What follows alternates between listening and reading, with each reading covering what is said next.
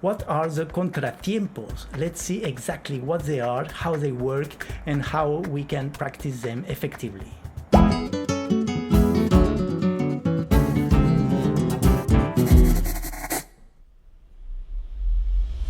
Hi, this is Guillermo Guillen for FlamencoMAPS. Welcome to my channel. Whether you dance flamenco, you play flamenco guitar, you dance, you play cajon, you play palmas, or you just want to understand how it works, today let's talk about the contras that we use so much in flamenco. Yes, because we are lazy and many times we say contras instead of contratiempos, because there is no time in life to say tiempos all the time. Usually when we say contratiempos, we think of the binary subdivisions of the beat. We divide the beat into two equal parts and the contra is the small beat in between two beats. If we sing this subdivision with taka, as always, taka, taka, taka, ta, the ta is the beat and the ka is the contratiempo. Simple, right? Maybe it's obvious for you, but sometimes it's good to start from the beginning. The contra takes place in a context, because if I do this or this, maybe in my head I think in one case that I'm playing contras and the other case that I'm playing tiempos, the beat. But if there is no context, we can't know. If you don't know where my reference is, where my beat is, then there is no difference. The contra can't exist on its own like that, in the middle of nowhere, out of context. We need to know where the reference, where the beat is, and that's why we need el tito. Because now my contras will take place in a context.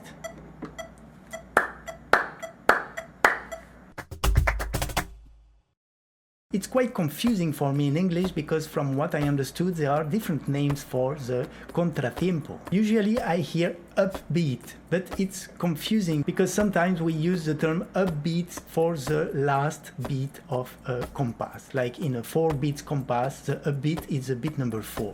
I also heard subbeat. It's not that common, but I like it because it gives the idea of the sub-levels, the subdivisions. I talk a lot about this in the video on subdivisions.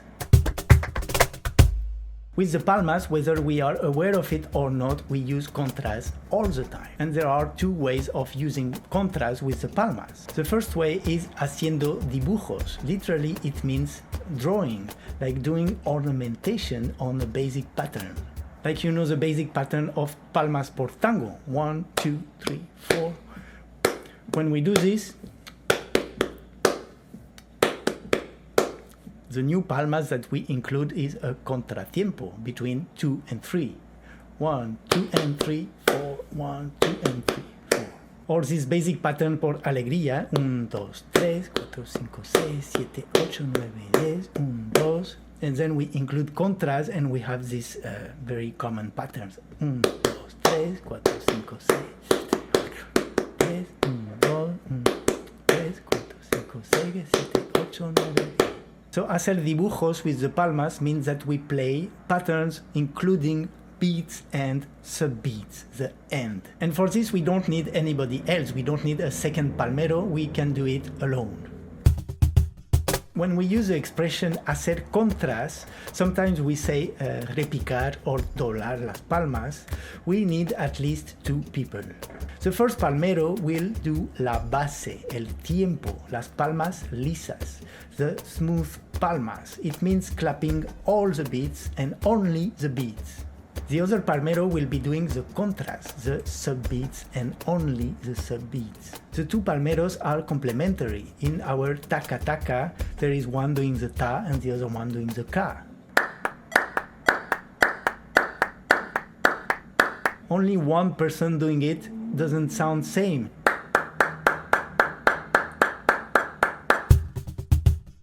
So let's practice the contratiempos together. They are everywhere in music and dance, so we need to master them. It is a physical sensation to develop and it quickly becomes natural as long as you practice enough. If you have a friend you can practice with, it's perfect. If you don't, then we have El Tito. He's our best friend for this practice. We'll go like this, not too fast. It's 110 right now. We start clapping on the beat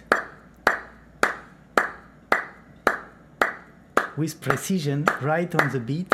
It's not that easy. And then we start singing the taka taka. Taka, taka, taka, taka, taka, taka, taka, taka. Next step, we emphasize the ka more than the ta. Taka, taka, taka, taka, taka, taka, taka, taka. Next step, we mute the ta. We switch it off, as I explained in the video about the grid. Ka, ka, ka, ka, ka, ka, ka, ka. And now we try to clap where we were singing the ka.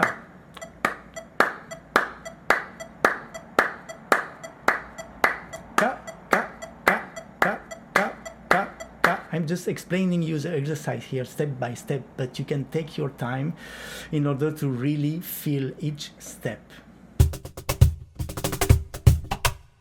You can mark the beat with your foot and clap in between the contra. But depending on the speed, if it goes too fast, you'll get tired very quickly. And it's not easy. You can't see my foot, but you can hear it, right?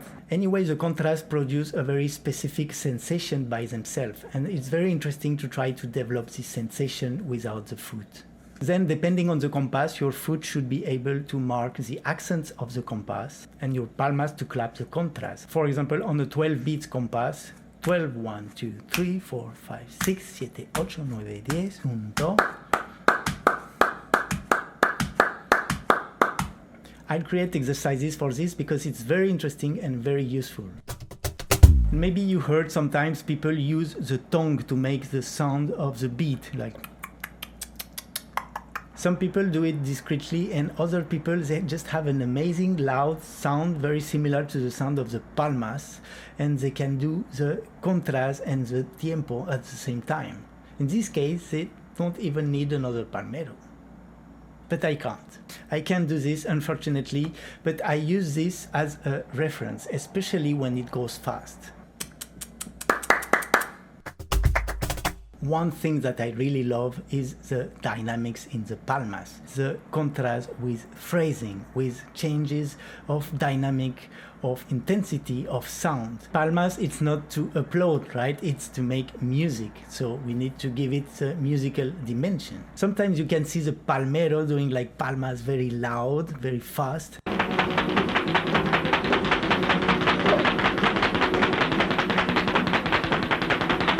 But because the moment requires this energy. But sometimes it's also so nice to have very, very nice palmas with phrasing.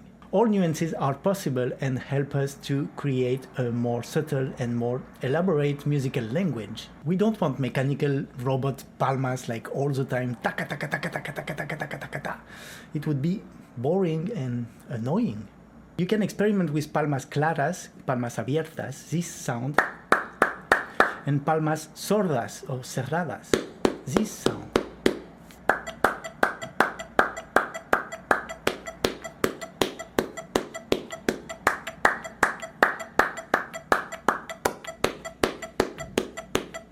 You can also try to modulate the intensity and create dynamics or patterns.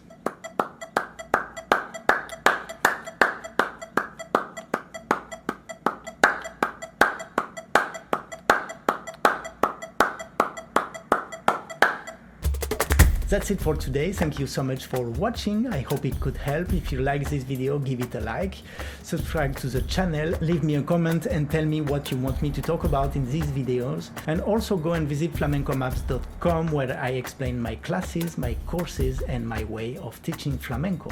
I also have a little gift there for you, so I see you there. Till then, don't forget, learn flamenco, make it fun, make it different and make it a contratiempo.